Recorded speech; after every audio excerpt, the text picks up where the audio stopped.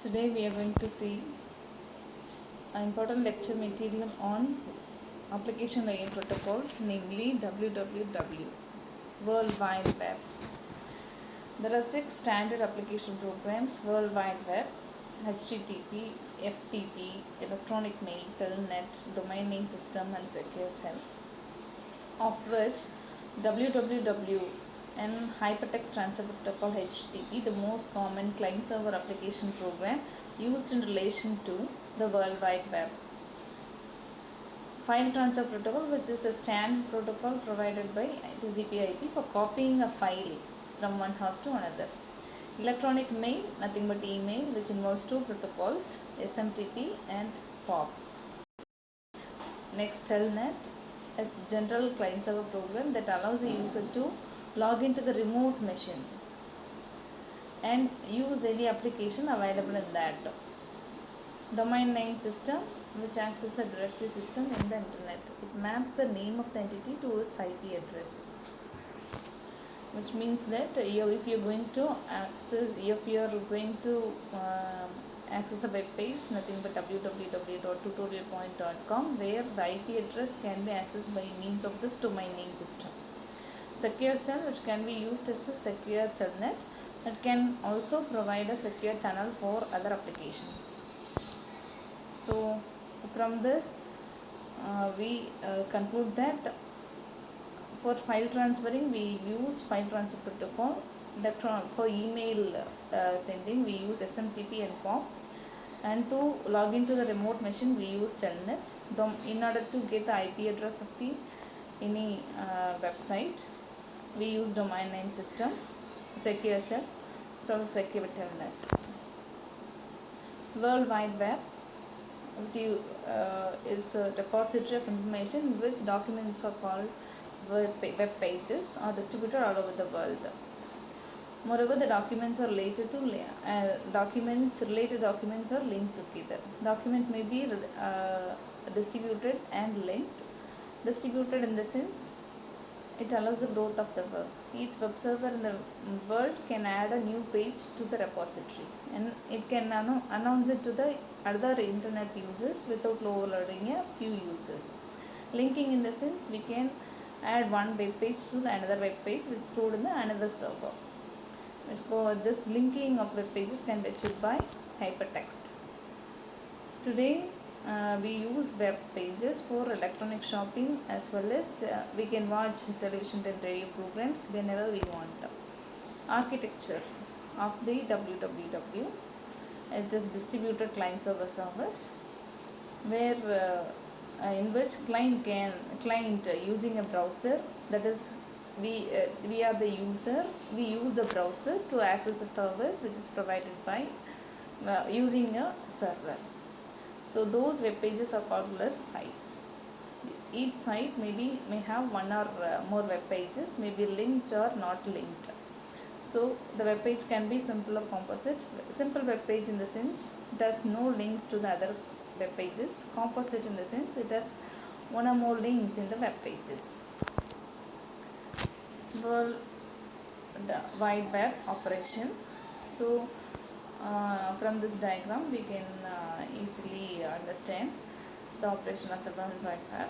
We have from the client side we use the browser in order to access any site, for example www.facebook.com or tutorialpoint.com. So for that, initially the browser will send the request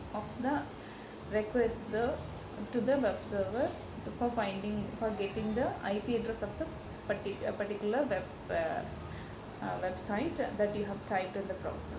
After getting the IP address from the web server to the web browser, then the web browser sends a request to the web server about the web page for accessing the web page. So if the web server, then it gets using the HTTP connection, then the web server receives a request using HTTP protocol, and it checks the search for the requested web page. If it founds, and it returns back to the web server and closes the TCP connection. Once the browser receives a web page, it interprets and displays the contents of the web page to the web browser window. So web browser, initially it requests the IP address to the web server. Once it gets the IP address, it's in web browser sends the request for the web page to the web server. Web server finds it using by making a HTTP connection between these two, that is your web browser and web server. If the particular web page as found in the web server, then it sends, the web server will send the particular web page to the web browser. Closes the TCP connection, then web browser will display the content to the user. Web client or web browser. Browser will display the web page. We know that. Browser usually consists of three parts: controller, client protocols, and interpreters. This controller will get the information, that is you are going to type your web page in the address bar, right? So your this information will be given to the browser, nothing but your controller by means of the input, that is your input device, nothing but your keyboard or mouse. Using the client server client protocol HTTP, FTP or SMTP, this input, if it is a web page, then it is by means of this protocol and interpreters, that page will be displayed to the browser.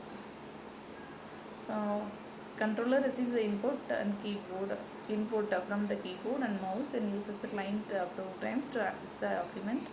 After document has been accessed, controller uses one of the interpreters to display the document. We know that the commercial browsers, Internet Explorer, Firefox, Chrome Edge, nowadays we have. Then web page is stored at the server. So each time a request from the browser, the server will process the request and send the web page to the browser. It may be multi-threading. This processing may be multi-threading or multi-processing. So whenever multiple requests will be at the server, so it process those requests by means of multi-threading or multi-processing. URL, uniform resource locator. In order to define a web page, we need 4 identifiers: host, port, path, and protocol. Protocol through HTTP, through which the web page can be accessed. Host identifier can be IP address of the server. The port 16-bit integer which is predefined. For example, if you use HTTP protocol, it is well defined port. It has a well defined port number 80. Path is identifies the location and the name of the file in the underlying operating system. Then example, the URL.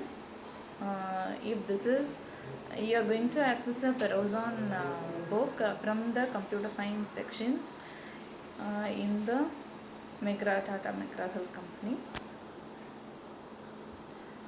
The string www.mhhe.com is the name of the computer in the McGraw-Hill company, and the path where computer science comps SCI is the directory, and Perozon book can be accessed from this web page. Or web documents. The 3 broad categories of web documents are static, dynamic, and active. Static documents are fixed content documents that are created and stored in a server. Client can get a copy of the document only.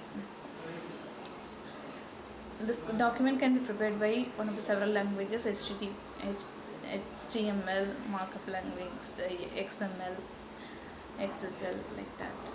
Then dynamic documents. Dynamic documents is created by web server whenever a browser requests the document. So when a request arrives, web server runs an application program that creates a dynamic document. For example, date and time from the server. We request date and time, which are changing type. Active documents. Sometimes we need a program to be run at this client side, that are called active documents. Suppose we want to run a program that creates animated graphics on the screen, where we need to run the program at the client side. So active documents can be created by applets and Java applets and scripts. Thank you.